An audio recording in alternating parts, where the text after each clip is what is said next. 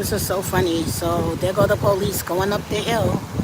I guess the call to turn the water off didn't go so great. But he was like, hell with it. Let them cool off. Boy, if there's a fire in the hood, I feel bad for the people. They're going to be like, you know what? That goddamn police officer, who called the police on these people? I don't know. Look at this beautiful sky, though. I don't know what he's saying, 'cause I don't speak no Espanol.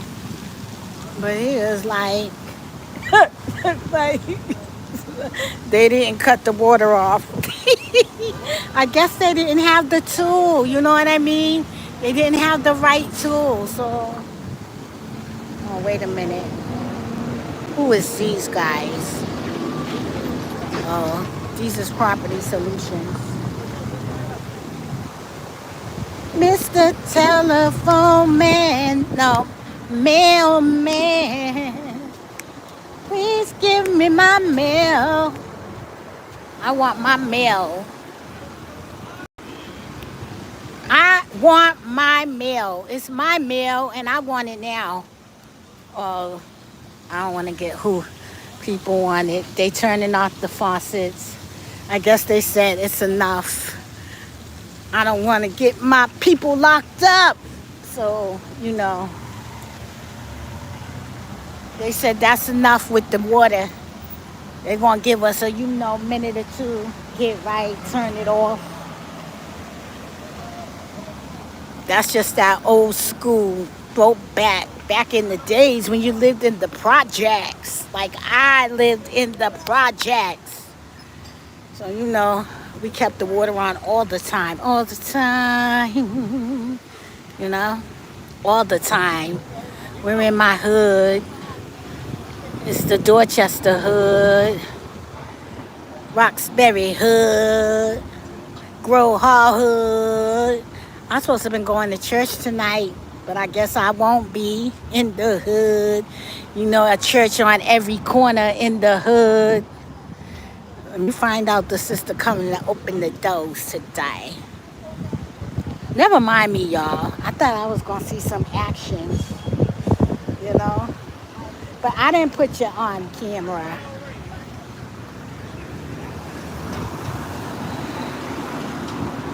Oh my gosh. Oh my gosh. Bye, guys.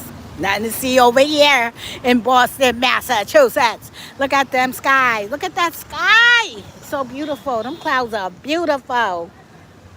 Bye. I hope y'all enjoyed my city. Oh, here the po-po come again. It was like, when I come back around this block, y'all better have that water off. Look. Look. The B2 men gave them a chance. Look. See, that's called community policing.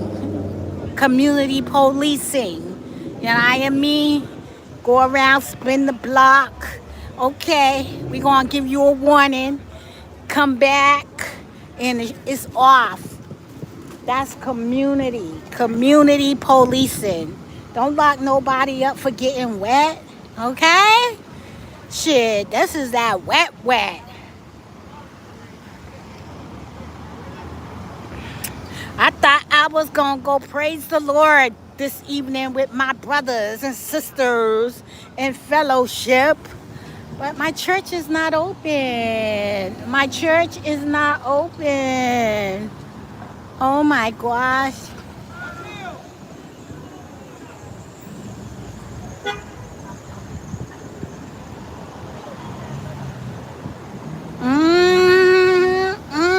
My city, my block, my city. My block, my city. Who made that song? Scarface, right? My block. The block ain't like what it used to be. It's done changed. It's like cleaned up now, though. Thank God for our children, That's all that matters, because when we're gone, they got to live in this beautiful place that they created for them now. Definitely lost a lot of blood out here in these streets. Definitely. You know what I mean? But the beautiful thing is that now our children can walk down these streets without fearing of being shot, murdered, or killed, or seeing their loved ones killed out in these streets. The unfortunate thing is, we don't own anything in the hood, and it's being very diversified, and we just don't own nothing in the hood. You know what I mean? That's the unfortunate thing. Like the hood is getting built up, but we ain't got a nickel in the dime. We don't got a nickel in the dime. All right? It's like all we could do is claim blocks and all of that, but we destroyed a lot of this. You know what I mean? So glory be to God, to the people that's really coming out here and not taking advantage of the hood. You know what I mean? Not like utilizing it, respecting the boundaries, respecting the children, making it a safe place. Thanks to Mayor Menino, and then Mayor Walsh. He came and he did his little 1-2, and then he scooted on down here to the White House. I think he's something with the laborer. He was the mayor. And then it was there's Mayor Wu. She doing her thing. She cleaned up the highway area.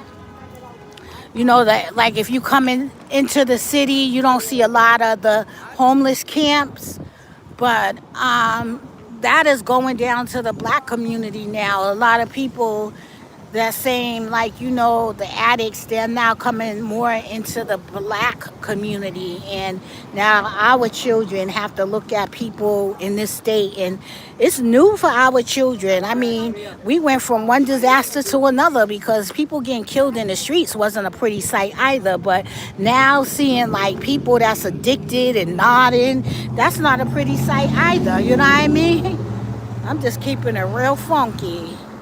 But they're cleaning up the hood, but we're not going to be the ones that's going to be enjoying the community once they revitalize it. And that's the sad part about everything, is that so many black people lost a lot of children out here, generations and generations, even going to jail, and our children supposed to be out here having housing in the community, but they're not. And that's the unfortunate situation for maintaining the hood, because we maintained the hood when it was in plighted conditions. The 70s, the 80s, the 90s. We went from drugs, from segregation, desegregation, or segregation, in Martin Luther King era. Then we came up here and we was going into just the drugs in the 80s, then the gangs in the 90s, and now we're here in the 2000s. Mostly everyone's incarcerated, and then we go like the 2010s and 20s. It's like now the community is being afflicted with drugs, and there's multiple businesses here in the community, but they're not black owned, and that's what sucks. They're not black owned. Like, if you wanted to go into a store and do business with a black man, you can't, because there's no black owned businesses. They're either Arabic, Hispanic, or big major corporations like that Stop and Shop over there, the Bank of America, So it's really sad about what's happening and who is enjoying the fruits of the hood.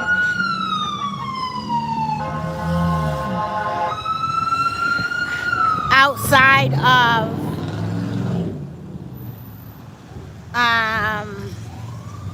the schools have brought up a lot of the apartments in the hood. The schools, the universities, they brought up all the apartments in the hood. So it's hard to rent in the hood now. It's hard to get an apartment in the hood because a lot of the universities own the apartments. And even though these streets are bad, their parents is paying for them. Their parents is paying per room. So if you're gonna pay per room, why wouldn't you why would you rent a whole apartment if you can get $4,000 off an apartment? That's what we deal with. That type of ignorance, like throughout the community. If that was us, we'd be locked up. But they do a lot of things out here where it's unwelcoming. Your kids had to deal with that. You understand what I'm saying? How you doing? Your kids got to deal with that. It's a prime example of what I'm talking about right here. You know what I mean? It's like I'm not even lying about this, but this is real, and I don't even want to put anyone out there. But the bottom line is that the people you used to see when you enter the city of Boston is now coming down in the black community. And it's painful to see because there's no more there's no more drugs. There's no more like rehab centers out here. Before there used to be a lot of like drug like meeting places where people can go. Now there's barely any. Like once they put some type of law on the books, like to stop taking tax from alcohol, they closed down all the like meeting houses and rehab centers. So it's not that easy no more to get help if you're an addict, you know what I mean? Which is very painful, very hurtful. So now our children have to see this as if they didn't see enough. You understand what I'm saying? Our children have to continuously endure people that are just dysfunctional. And it's unfair. You understand what I'm saying? It's really unfair because once we die, and we will, it's like, what is going to be the landscape of the hood? What is going to be the landscape of the community? You know what I mean? It's like, you know, it's weird what's happening. They're just cutting down landmarks, destroying them. Anything that has anything to do with black history. When you look at a picture of a colored woman, she's got a weave in her hair. It's no real representation of black people in the hood. You understand? And that's the sad injustice when our children grow up and they be like, the next 20, 30 years, they're going to see men looking like women, women looking like men. They're going to see black people with colored hair. And I work outside the community. So when I work outside of the community, that doesn't happen. You don't see that outside of the community. You see tradition outside of the community. You see regular people dressed in casual attire like they're going to work. You understand what I'm saying? You don't see all of this weaves and all of this, and you know what I mean? Maybe a few specks here and there. But again, like I said, when our kids get of age, they're not going to know what a black woman is in truth. And people, this is Boston, Massachusetts. People don't understand that it's too much. Before a person open their mouth, it's your image. It's what the kids are seeing. I could tell you back in 2016, like you see this sign right here, the abortion legal hotline. I just was like, why are we the poster kid for abortion? As if we're not losing our children in the street. This is what I'm talking about. You understand? This is what I'm talking about right here. You know what I mean? As if we're not losing our children in the streets. This is what I'm talking about right here. It's like you're getting attacked at every angle. You got the poster that got the young black girl on there talking about, she's smiling, looking at her phone, but they're talking about abortions, okay? Who you think is going to be like, oh, if I get pregnant, I know what I can do. I can call that number I saw. You understand what I'm saying? It's like everything is exposure. Everything is exposure. If your kid is exposed to dysfunctional living, look at that. Okay. Damn. You about to tear something up. That's the ignorance right there. He couldn't wait. Somebody could have got hit crossing the street because he wanted to go around them like he was an idiot. But again, back to what I was saying in regards to abortions and just the image that we have out here. You know, it's just crazy. And in the next 20 years, it's going to be crazier. People are not going to know their history. They're going to really think they came from Africa. Black kids are going to think they came from Africa. When you have the great grandmas, the grandmas, the aunties, like no natural beauty. Even when people is getting killed, you're like, I don't know who that is because they so made up. They got so much wigs, eyelashes, hair, all of that stuff. It's like, where is the real you? Where is the real you? You know what I mean? Like, it's just crazy. It's weird. They're obituaries.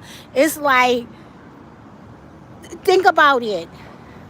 When you go back in history, okay, of 100 years, you're going to see people with long colored hair. You're going to see black women with long colored hair. Orange, purple, green, red. They're going to be like, this is your ancestor. This is what your genealogy is going to be. This is how they're going to connect the dots. This is how they're going to tell you who you are related to. So when your kids see you with all of this colorful hair and you're not going to the club, they can't, it's going to be no difference. You're wearing that every day versus going to the club.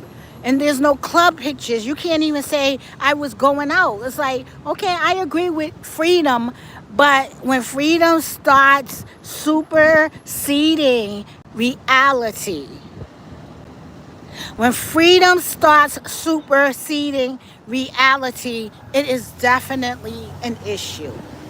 Believe that. And you might not think that it matters now because you're in it. You don't care. But when you're not here and your child needs direction, your children needs direction, who is going to be there to guide them? You can't go getting a job with all of these tattoos, not no good job, with all of these tattoos and all of this colored hair and all of this foolishness, because you know what? You rather look good than do good. You understand what I'm saying? You rather look good than do good. And that is the issue. You can't be out here when they see their people say, like, okay, prime example, these people over here at the barbershop, they own their barbershop. You understand what I'm saying? They're out here. This is a law-abiding citizens. You understand? They're getting to the money. They're doing it right. They have a storefront. They look reputable. Okay? Then you have the people that's just chilling on the block or wherever, not doing anything. That's what you are projecting as a person. You understand? I'm just saying this.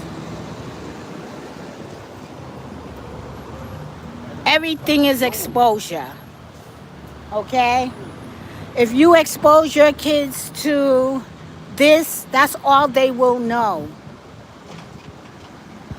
You know, that's all they will know. They will not know anything else.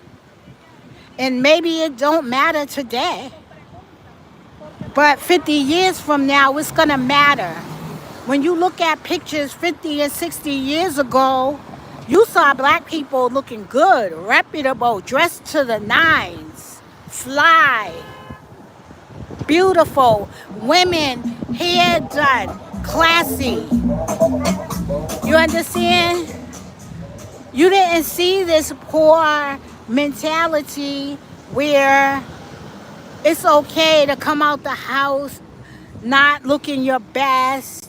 It's okay to just look busted for nothing. It's okay to look like the world is falling on your shoulders. Back in the days, you couldn't even tell a black man had a problem because how they look, because they still maintained, they still took care of themselves. They wasn't looking like how they was doing. They wasn't wearing their problems on themselves. You just couldn't tell. Today, stop playing. You know he messed up in the game. You be like, damn, bro. Wow. All you can do is pray for him. You know what I mean? Because some of these people out here are our relatives. Some of these people out here and played the game so long, it done got the best of them. Now they're really just a pawn in the game. They're no longer running the game. They're no longer on top of the game. They're no longer doing it, you know. It's just, it's sad to see somebody in my head, man, talking slick. Like, damn, you still on that? You still on that? Really destroying the community? Really, like, just talking slick? Like, you one of these little kids out here dressing like them, got the latest Jordans, the latest top tens, pulling out money. Like, okay, you did all of that to say what and do what? Because you don't own nothing in the hood. You don't have a business in the hood. You don't have nothing. Just who you used to be. And still trying to be that person. Still trying to be that person 50 years later, decades later. It's something about being trapped in a zone. It's something about being trapped like you frozen in time. Everything going is going on and growing around you, but you. The whole neighborhood looks so different. You still looking for that drug dealer. It's weird. And, you know, it's getting worse. It's not getting better. You know? And some people, man, it's like, it's heartbreaking and it's sad. And all I can say is this.